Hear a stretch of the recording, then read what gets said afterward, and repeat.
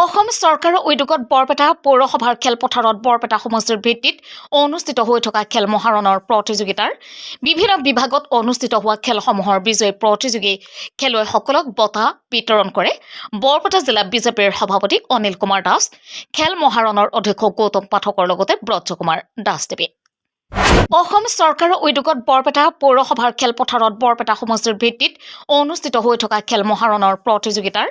বিভিন্ন বিভাগত অনুষ্ঠিত হোৱা খেলসমূহৰ বিজয়ী প্ৰতিযোগী খেলুৱৈসকলক বঁটা বিতৰণ কৰে বৰপেটা জিলা বিজেপিৰ সভাপতি অনিল কুমাৰ দাস, খেল মহাৰণৰ অধ্যক্ষ গৌতম পাঠকৰ লগতে ব্ৰজ কুমাৰ দাসদেৱে।